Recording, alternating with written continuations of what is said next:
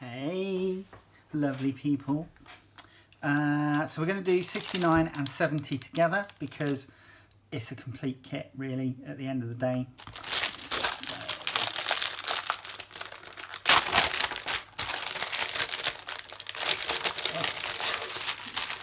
Let's get it open. So you ended up with one sprue, and then in the next issue,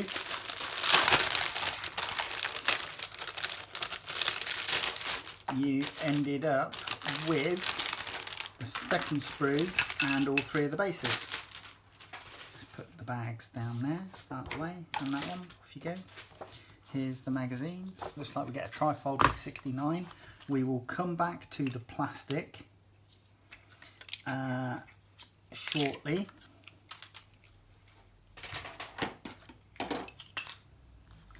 Dun, dun, dun. Right, let's have a look. Battle Games of the 41st Millennium.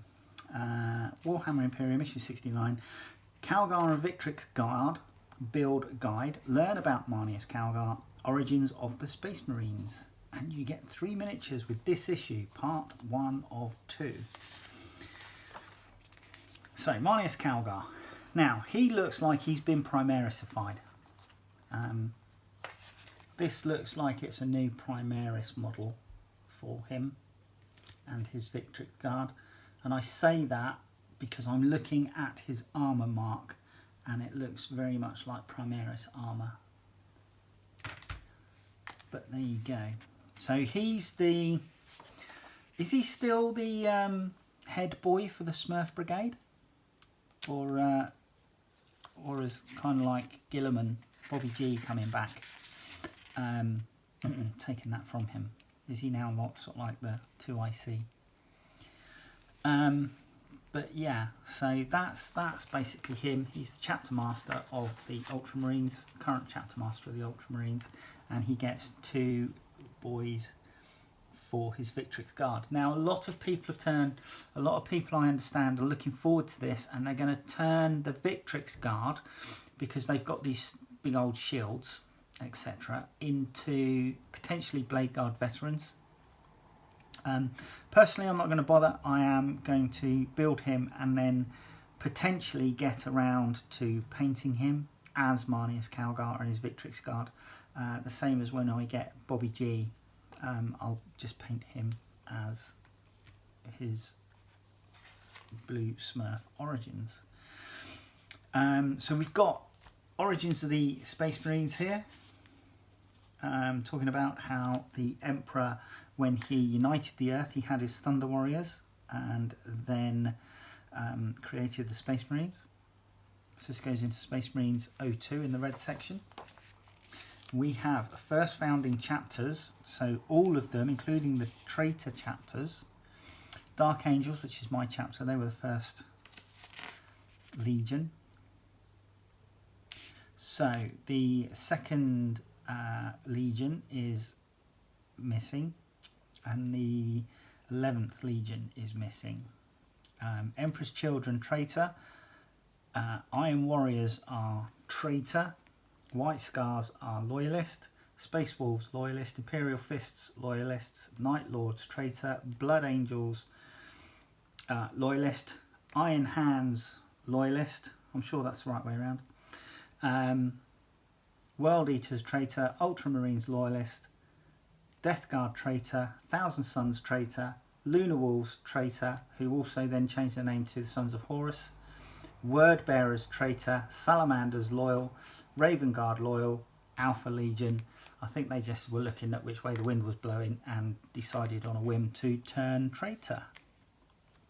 So, tracked battle tanks for our Space Marines. Now, these are the puppies I like. I do like a good tracked vehicle. It's got talking about the Baal predators here, which are exclusive to the Blood Angels. And we've obviously got things like the Vindicators, Whirlwinds, the Stalkers and Hunters, which I believe are anti-aircraft platforms. Talking about the Rhino transports, which also includes Razorbacks, and then the ubiquitous Land Raider. So, in all honesty, I have no idea how long the firstborn transports are going to be with us. So I am on a bit of a mission to buy as many as I can afford in the next year. And we also have the standard drop pod as well. Rogue Trader. Okay, so this is an interesting. This is a supplement. Rogue Trader, ship's logbook. This is interesting. So this is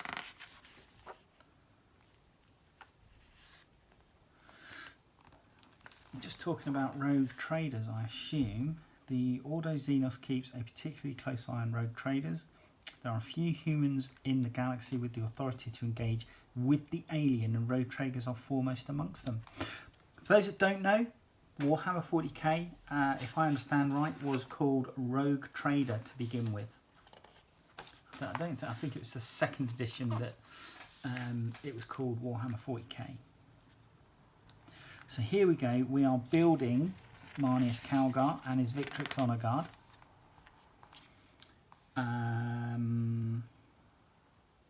They're talking about using some blue tack to just anchor the heads to the tops of paint pots so that you can paint them separately. Personally, I prefer... Have I got an example? I should have an example. I'm sure I had an example out here just a second ago. I prefer to pop mine on two paper clips. So you've got the head for Inquisitor Greyfax there, and I prefer to drill a hole, a 1 mil diameter hole, and then super glue it to a bit of wire, like an old paper clip. So yeah, here we go. Build. Right, when I build this, I'm probably going to keep the cloak off so that I can do the cloak separate, and keep the backpack separate, and then I'll probably try and paint as much of everything else separately, like the ammunition feeds, and then once I've painted it, I'll use little spots of super glue to join all this together. He's on the 50mm base, is Mr. Calgar, and it looks like he's got some scenery bits. He's got a Tyrannid head there as well. And then the Victrix Guard go on to the 40mm bases. They don't look like they've got any additional ornamentation on the bases. And that's how your models look. Right, Warlord traits. Space Marine Warlord traits for Factions 05 in the green section for Space Marines. You've got Imperium Sword, Iron Resolve, Storm of Fire, Vanguard Warlord traits, Shoot and Fade, and Target Priority. And then you've got a tutorial on how to use it. Right, Veteran Mission number 10, Heart of the Tomb. The dark and dusty chambers that lie beneath the crust of Kajalma's skull echo with the sounds of conflict. Adeptus Mechanicus services, outfitted with Auspex scanners and other diagnostic equipment, have pinpointed a powerful energy signal at the heart of the complex. Imperial forces have begun carving a bloody, destructive path through the crypt in search of the Xenos machinery being empowered by this stream of energy. Defend the gate, Necrons. With human forces continuing to surge through the tombs like vermin, the Necron commanders have become concerned that the intruders may reach the Dolmen Gate at the centre of the complex. They have dispatched all available forces, both Canoptic and Necron, to meet the intruders and eliminate them. Imperium on the offensive. Despite making considerable progress in destroying much Xenos technology, Imperial forces have yet to strike a telling blow against the Necrons. Worse, casualties are mounting. A fresh offensive has begun, focused this time upon pushing the Necron defenders back and reaching the tomb's power core. So, Ebb and Flow, mission briefing, 75 power, Your patrols have encountered enemy forces approaching your battle lines. It is imperative that you must move to intercept and clear the battlefield of their presence before they can establish a foothold that will extend their own front lines. So we're using the battle maps from issue 38 and 58. So we've got a 44 by 30 inch game zone. It looks like we're deploying on the short edges, and we've got a 6-inch centre of the battlefield, which is the centre ground. Right, so that's that part. Let's have a look at this. Rise of the Primarch, the Gathering Storm. So this is how Guilliman came back to life, because I believe he was in stasis, having been mortally wounded. If I'm right, I can't remember who by. But we've got some of the main players within the Ultramarines here. Varro Tigurius, Marneus Calgar and Cato Sicarius.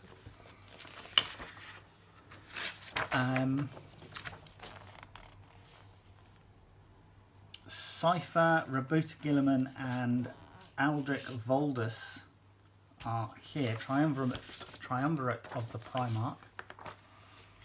So yeah, that's going to be interesting, because that's going to give me some information that I didn't really know about the Gathering Storm and how he came back to us. Now, Marneus Calgar, Chapter Master, here's his data sheet. Optical replacement, Gauntlets of Ultramar, which are his 2 great big power fists with storm bolters on. Or storm bolters or just bolters? So it just says deadly bolter there. Okay. And then we've got the Victrix Guard, and obviously you've got battle records for each. KALDOR DRAIGO. He's the puppy. KALDOR DRAIGO, Supreme Grand Master of the Grey Knights.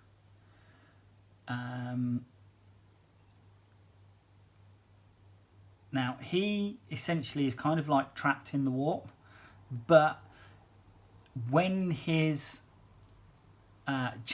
when his battle brothers in his chapter need him, he has a habit of materialising and, you know, having a bit of a scrap and then disappearing again. Garin Crow, Castellan Crow. So he's the leader of the Purifiers in the Grey Knights. I do collect Grey Knights, and I have done a paint video for KALDOR DRAIGO.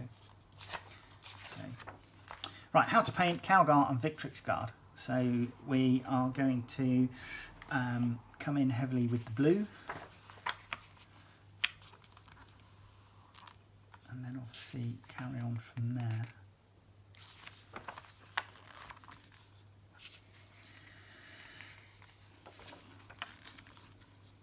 Crag blue, corn red to give you the colouring for the Tyranid head that's on his base.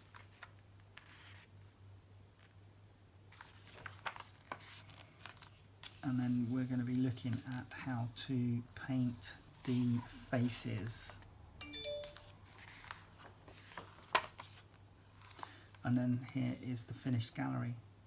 We then got our data sheets, so data sheet 02. So I'm assuming data sheet 01 for Space Marines is going to be Bobby G.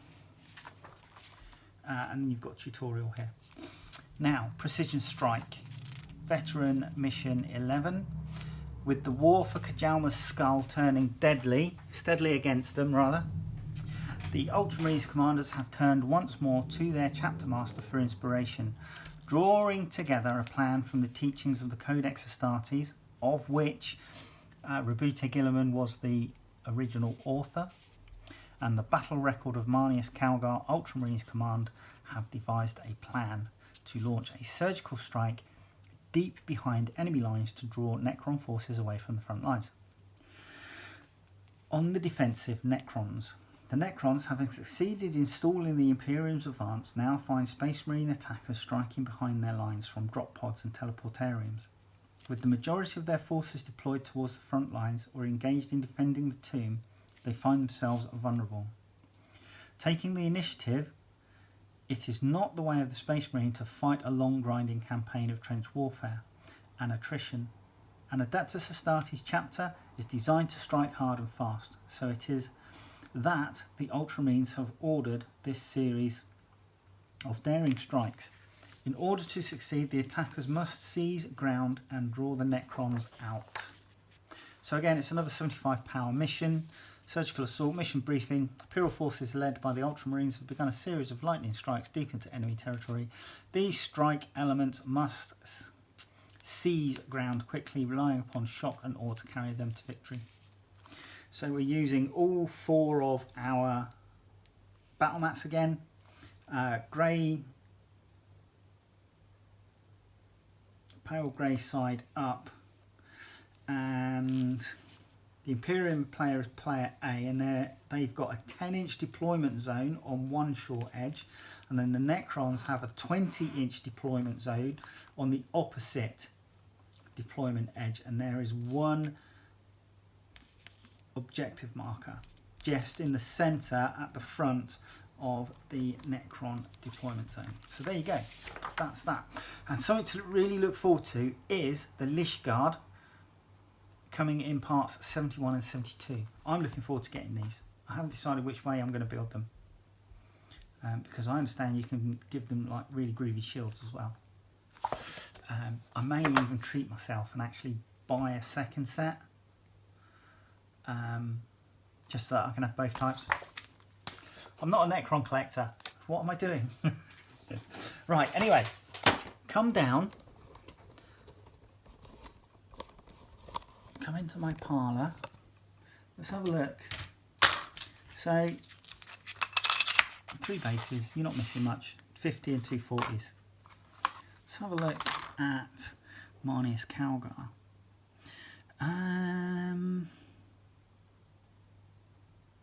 So here's the Tyrannid head. That looks quite cool. And he's actually in quite, I suppose, for the dynamic pose that they've put him on. I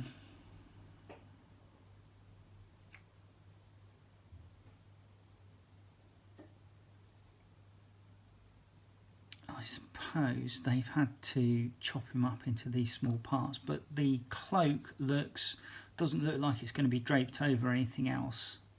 So that's nice. So I can keep this bit off, so that I can paint it. There's a tiny, it's very fine scroll work right in the corner here of this cloak.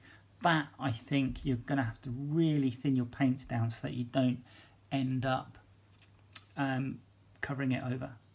I think that would be a real shame if you did that. I'm probably going to do that because I can be a bit heavy-handed. Now,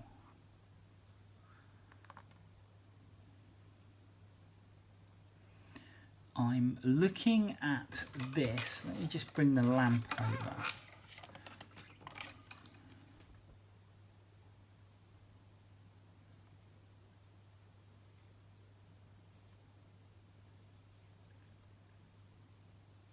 Right, okay. So, our 2 Victrix Guard are just more or less mirrored here.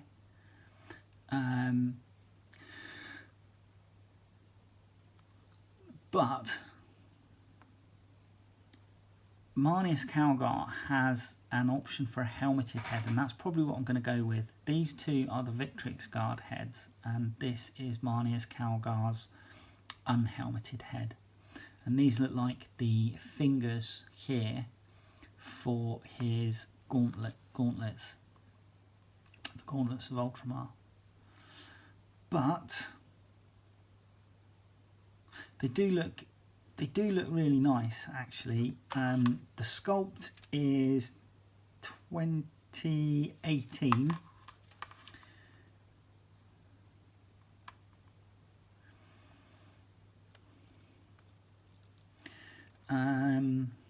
So what are we looking at? We're looking at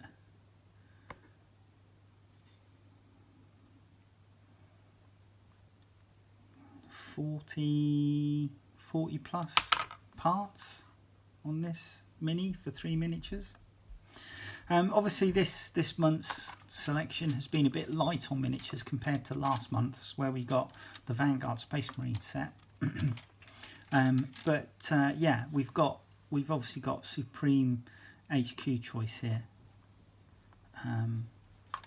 But looking at this, I mean, like the eagle on the pauldron here is really nicely done.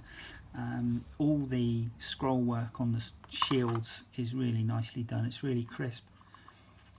So yeah, I mean, there's a bit of a difference, you know. Instead of painting green, I'll be painting these guys blue. So yeah, they look good. It'll be good to do something slightly different.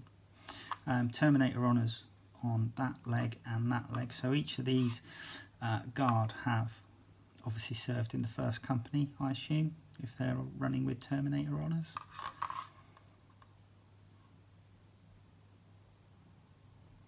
Yeah, let me know what you think about this miniature. I mean, obviously for people that aren't Ultramarines collectors, it's, you know, I expect to probably see a lot of these on eBay in the coming weeks. I'm going to build mine. I'll probably paint him. What I do with him after that, I don't know.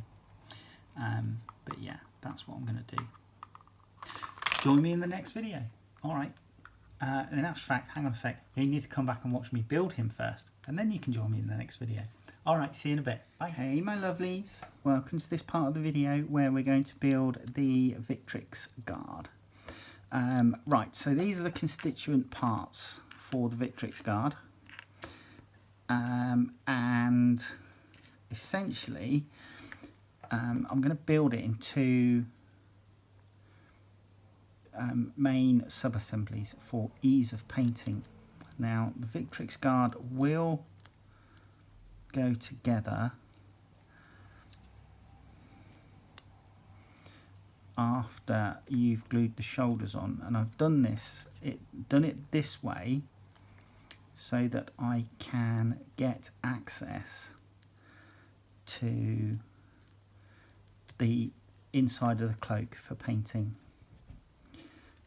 I appreciate that there are schools of thought where if you're not going to see it, don't paint it. But once it's been painted, you can then just push this in to alignment, and it does go.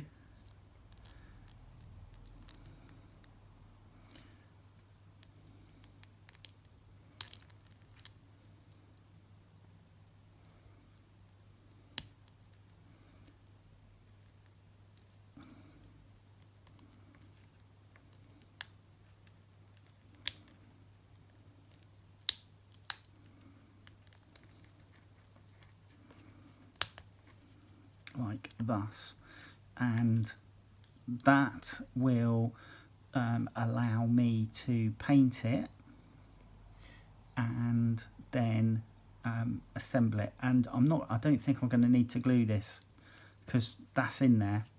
Obviously I can still get in there and just take it out like so. But that's how I'm doing it. So I'm going to start off with the front of the torso, and you've got one of the leg greaves you need to just glue into position. And I found that the easiest way to do this was to pop some glue on the inside and then marry it up like so. And so that's as far as you're going to take the torso. Then what we're going to do is marry up the cloak.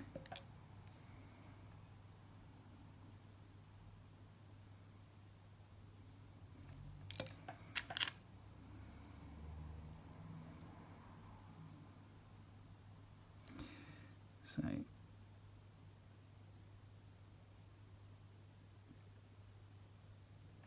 pushing that together, and then I'm just going to make sure that this gets glued from the inside as well to ensure that it's fully bonded with the plastic. I'm just going to run over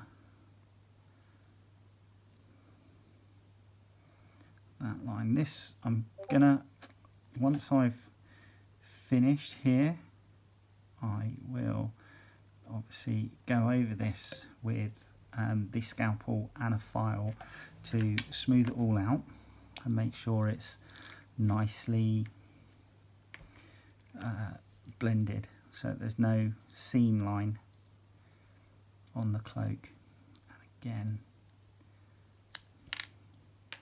working that out.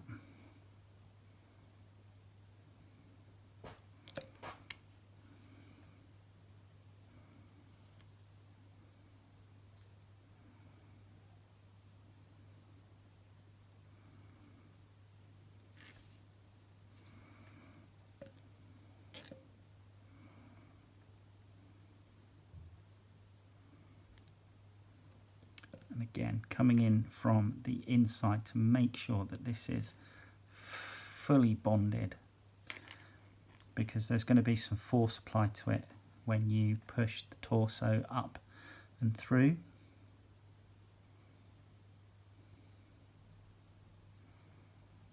Right.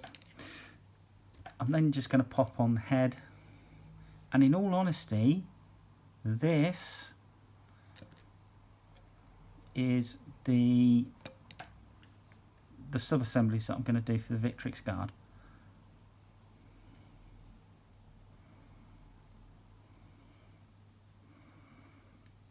Like so, and then I'll push the torso up when this is fully dry.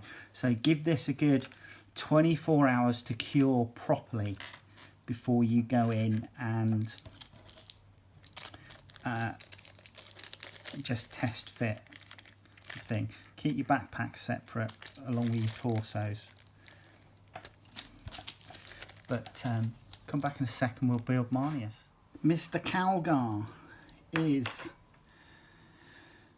slightly more complicated than the Victrix Guard, as you can see, plenty of bits.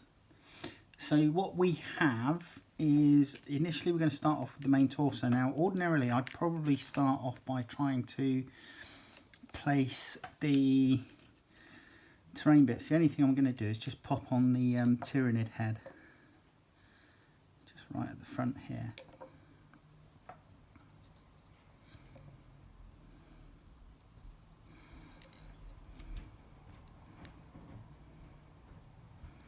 So that has plenty of time to go off. So initially we're building his backside up on the front torso, and then adding in the legs.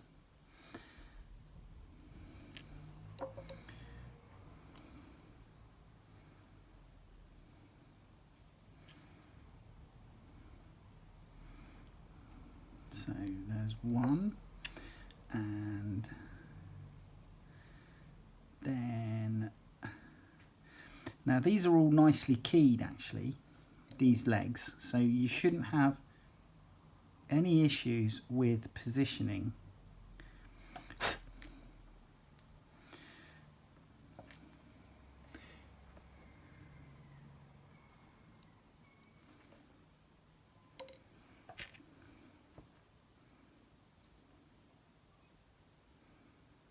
And there you go. That's the first bit's done. And what I'm actually going to do is glue his foot to the rockcrete here.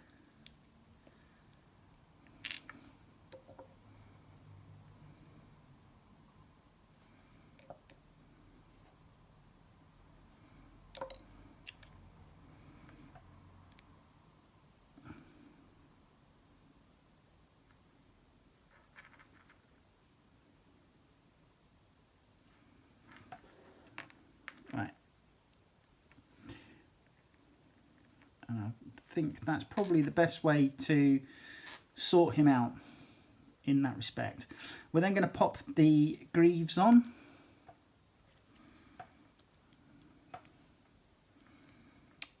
So we've got an eagle that goes on his left leg here.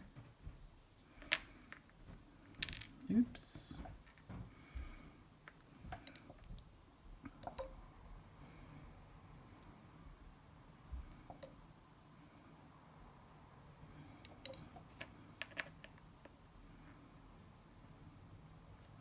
So that's one. And then we have a laurel wreath on one greave, which goes on his right.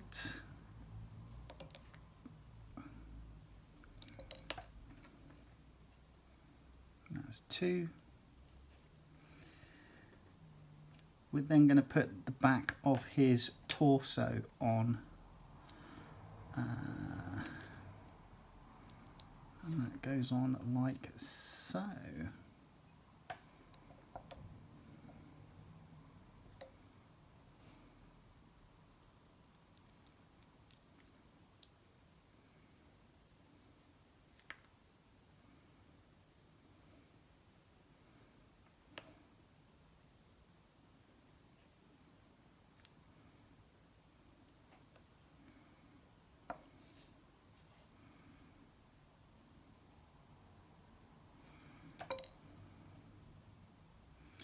Right then. Now onto his front we have to pop on a tabard, his Roman-esque tabard here, which just slots in there like so.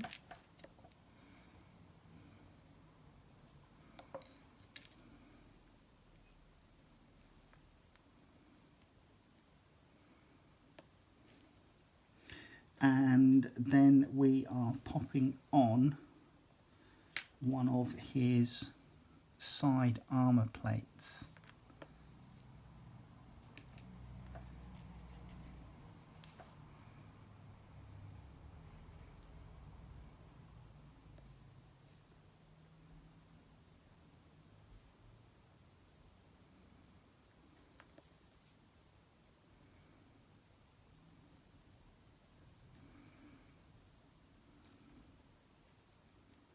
Now these do, obviously you've got two and they do match up, so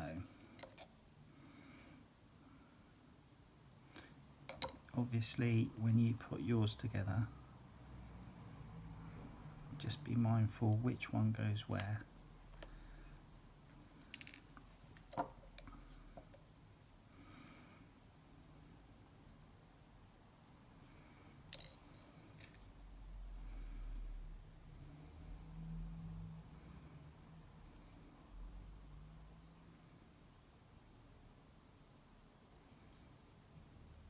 Okay, right, good, done.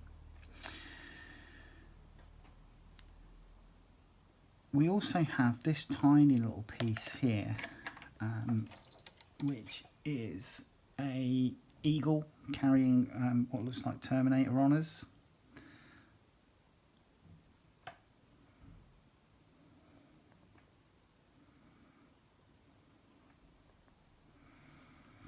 And this is actually quite a delicate part, so when you clip it from the sprue, just be aware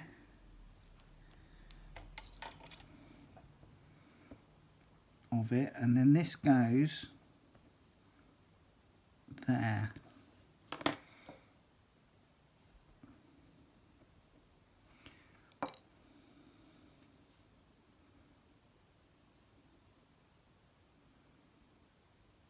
Like thus. Just there. Right. We're now going to start building up the arms. So, this is the first one. And you have these bits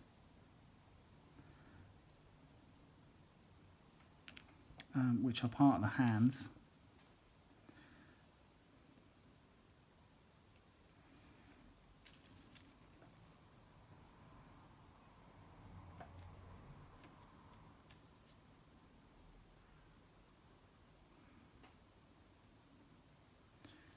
So make sure you marry up the right bits.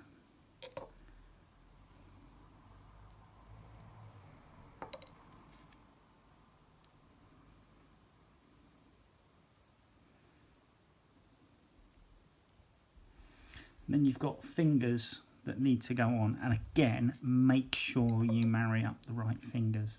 I made sure to just pop these to either side of my cutting mat so that when I clipped everything out off of the sprue, I knew exactly where everything was going to go.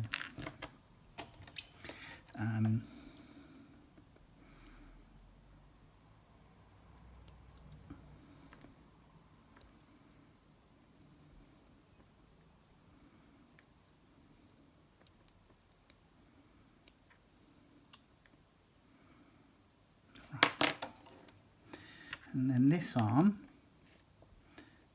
it's keyed on his shoulder, so it should only go one way.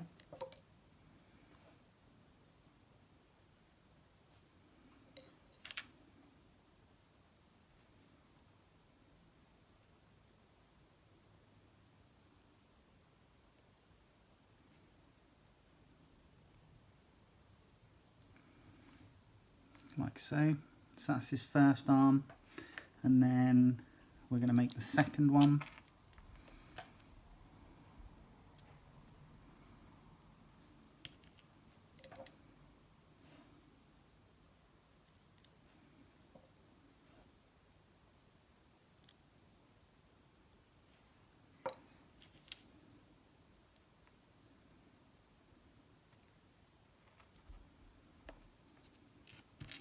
And then obviously come in and do the fingers.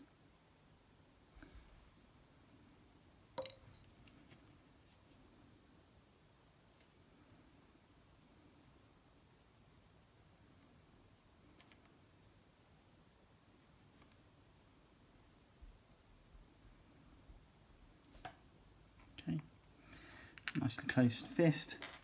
And then we have part of the arm. So what I'm actually going to do is I'm actually going to glue this shoulder part, a bicep of the arm into place.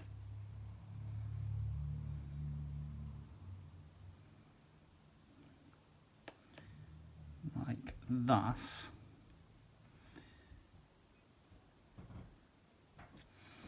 And what I'm then going to do is pop on the shoulder pads.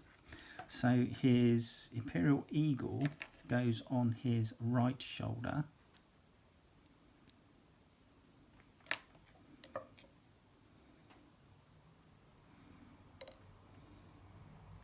And again, it's keyed. And then his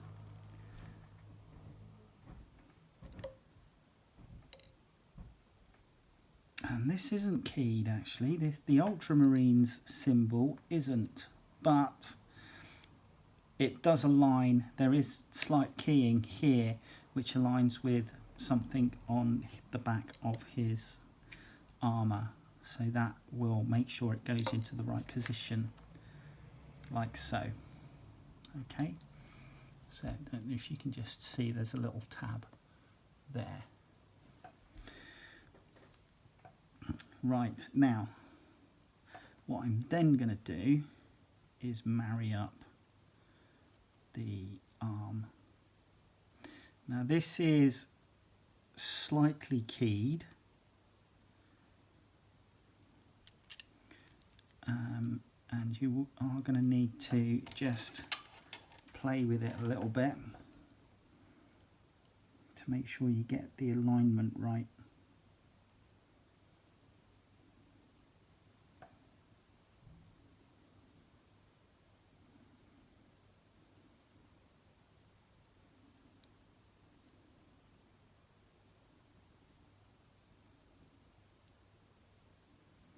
But the keying on this is really, really subtle.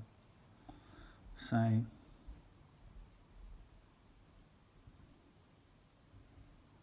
just be aware of that. Just be aware of that fact, and hopefully it will go into position.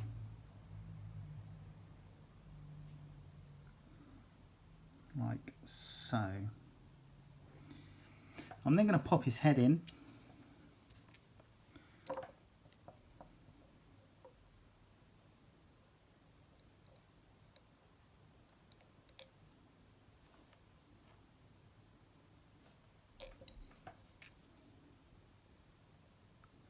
And I've plumbed for his helmeted head in this respect.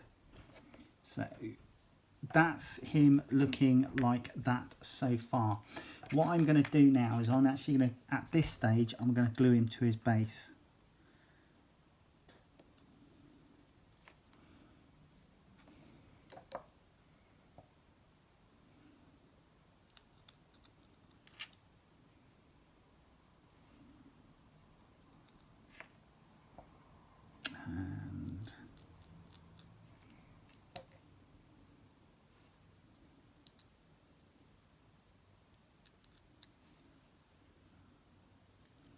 Like so, just shift him back slightly.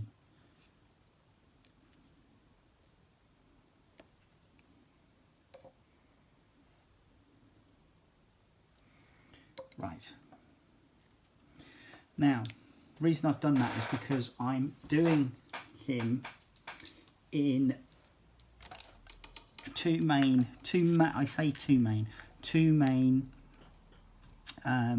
parts, and that is his cloak and backpack and his main torso for ease of painting. So ordinarily you would stick this on now, and this would go on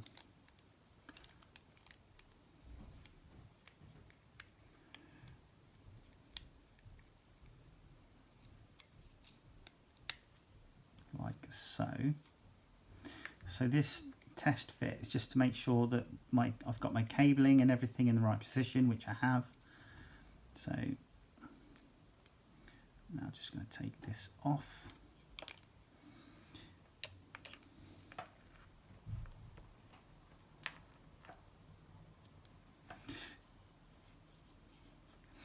And the backpack glues on like thus to there, like so.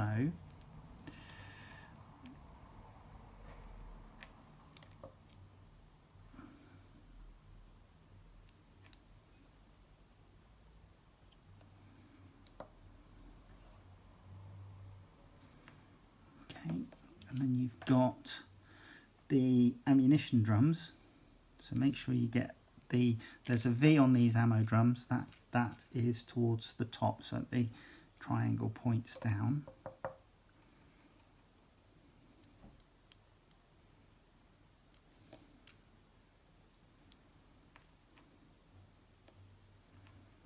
Like thus. So that's the cloak. Now, there are some ammunition feeds that come from these, but I'm going to keep these separate as well. They'll be painted up individually. The only thing I've got left to do is you just have some, oops, now that I've dropped it I can't find it again. There it is. You have some spent casings being ejected from one of the gauntlet weapons. So I'm going to pop those in so I can paint them at the same time with the torso.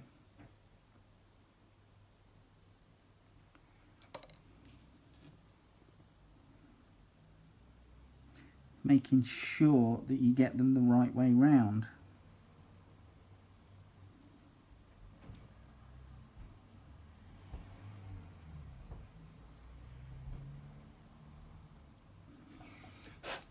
Right, so there you go. That's Marneus Calgar.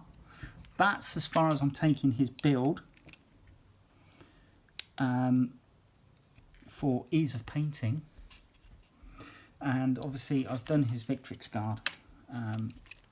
and that's how I'm building those for ease of painting. So yeah, that is what I'm going to be doing for him and his guard. Hopefully you'll join me in the next video. Alright, take care, bye bye.